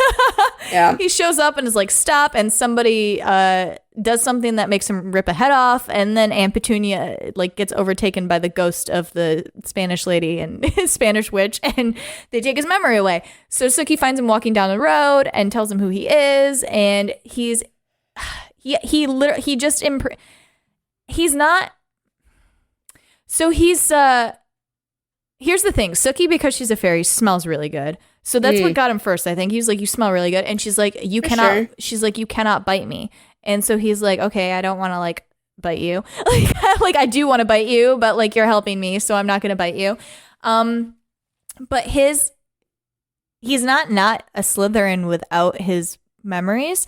He's still, like we said earlier, his instinct is, like the easiest thing to do when somebody's bothering you is to just kill them, and like he still does that. It's kind of like just being drunk, right? Your personality, you are still who you are. Your motivations in life don't really change. Your house doesn't change, but your inhibitions are like super low. You're much more vulnerable emotionally. Yeah. That's all it is for him, I think. He's still very much Slytherin. Like he didn't have any of the shit in his head either, so all he was really focused on is I love Sookie. Yeah. Like none of the other like he didn't have any of the other shit going on. The moments where I can really see it are like fucking Sookie, where he like starts to get really concerned that she won't love him anymore if he gets his memories back. And like he sits her down and tells her this. And it's like it's a very perceptive like Slytherin, and also it's very Slytherin to be like, well, I'm happy in the place that I am, so like just don't give me my memories back, right? Like I'm like right. I don't know what I'm missing, and I love you and you love me, and that's fine. And then Sookie tells him like, I'll love you no matter what, and he like it's like, promise, do you swear? And she's like, yeah, and then she doesn't. But which is really bad. It's really bad because when he first gets his memories back, the wall actually does not go up that high. He's still willing to be pretty like vulnerable and sweet with her, and you see it. And the second she tells him no, he's like, bye. Like we're not doing that again. Yeah. So well, he learned. I mean, it doesn't like change. He still loves her. He's just like really bitter. That's it. You've just created a bitter Slytherin. Like fuck Sookie. Like Yeah, definitely. But he does. I can't blame him. I actually don't understand why he still loves her after that. But it's like I tweeted something because I was like, this is great. Like Alexander Skarsgård is just an amazing actor. You can see like all the moments after that. Like he is outwardly like fuck Sookie, and he's like very chill when he's talking to her. He's back to like his sarcastic like innuendo like type of self or whatever.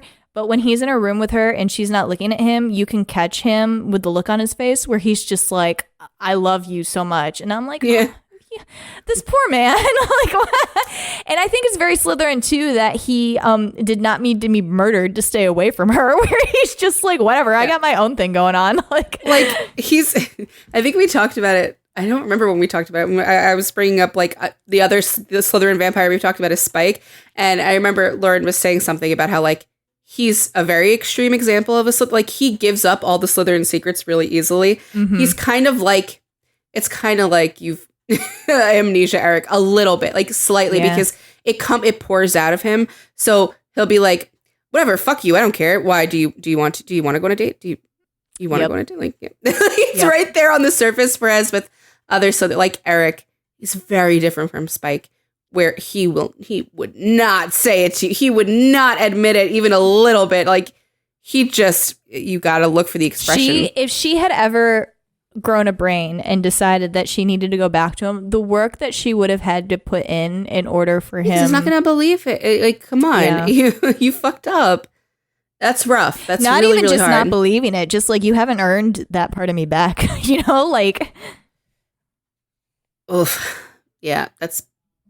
I don't know. I'm trying to think of like what a limit would be like that for a Gryffindor. Just, yeah, I actually think it might be very similar. You probably have to, you probably have to do a little work. Like, still love you to death. Like, love you, love you, love you. That doesn't just go away. But you're gonna have to work a little bit. It's funny thinking about how the other houses would handle something like that. Because it's a tough thing. It's not like as severe as like, how would the houses handle a partner or spouse cheating on them? It's not like that. But it is a lie. Right. And it's a hard thing to get over. So I'm trying to think like, I don't know if a Hufflepuff would let you back in. They might other your ass. They just flipped the switch back though. Yeah, they flipped the switch back. Yeah. Oh man, I guess Sookie does do that with Bill. Yep. She does flip it back and forth. A Ravenclaw probably would just like hate you. They would have like no problem. Like, get the fuck out of here. Like Rumple and Belle. Hufflepuff Ravenclaw. Oh, we didn't sort Belle because we will never talk about her. But she is a Hufflepuff. I think we did say it though. I don't think we did. I don't think we ever I don't did. give a fuck. We're never going to talk about it. Well, that's what I'm saying. Like, yeah. Oh, UAT spoiler, guys. There you go. I don't think we're ever doing that show again. So I'm going to go back and listen because I'm pretty sure that we did say it. We would have said it in the ladies episode, which was like 3 or 4 years ago. I don't think we would have said it. No, I think we did. I think because we were talking about that. We were talking about maybe Rumple. We did. Maybe we you did. can't talk about Rumple. We're not talking about without Belle. Belle. It's rough. It's hard. Yeah. That's interesting. I just like, I'm glad that he didn't end up with her. Like, it saddens me to say it because I did want it for him. Wanted her. I wanted it for him too. I don't but think I don't he's think unhappy. So that's like that saves it for me. I really don't think he. That's the thing too that I think people like would have a hard time understanding that like they're your like that's a Slytherin's person and not just like a person like a romantic person. So like how can like he be happy without her? And it's he's got you have to understand too like in the context of Eric Northman, he's 1,000 years old. It's the lifespan. This is like exactly. one of like several people that he's decided to love or whatever. And I think he's got a very blasé attitude about like I think also in the back of his mind he's like if I wanted to I could. I just don't. There's I just a don't want to. similar circumstance that we'll talk about soon, where I think a Slytherin, especially a supernatural one, can be very realistic about this kind of thing, about a human's lifespan, about how long you're going to get with them, about how long, and then about having to move on after it. Yeah, but no, I actually what I just said, I think part of him probably was a little like if I wanted to, I could, but I'm doing this to be nice to her. So like It just is sad. Like it just sucks because he does because we didn't talk about this. He does when she's dating Alcide, glamour Alcide to be disgusted by her and never want to have sex with her again. So he is a little like no, he's upset about. I mean, for sure. Like he doesn't actually turn it off. It's like we were saying where he's like fuck Sookie, no, and then he goes and cries somewhere like in the back room. What I'm thinking is that he is. I think probably how he is positioned it in his head is that he was like Bill is right and she deserves a life with a human and I am letting her have that. He's like if I wanted to, I would be able to maneuver the situation in such a way that she would be with me forever. The only way some of your people can stay sane is if they feel that they have some level of control over a situation or a person. That's exactly it. And even if it's not true, you have to make yourself believe that it is, or you will go fucking crazy. So I do think that is true of Eric Northman. I love that scene with Ginger when he's finally like, you can have sex with me. She's like, she's so relatable. He's just sitting there and she falls to the ground and he's like, are we done? I love her. What's the scene? Again, just moments and words just stick out to me from the show, like burned on my brain. Mm-hmm. What is the thing that happens to Ginger? She's on top of a coffin or something, and everything is shaking, and she's just screaming. What was that? Yeah, it was when Bill shakes I think it's funniest. I think it's thing. Pam's coffin. But do you not remember the scene when they go to her house and they're using her house as a safe house, and then they take. So she's like, "You told me you have sex with me." She's on top of his coffin. Yep. Yep. She's so fucking funny. She's so real for that. Like, truly the most relatable character on the entire show. Oh my god. So yeah, we got this was an interesting love triangle, like the Hufflepuff versus Ravenclaw and Slytherin love interest.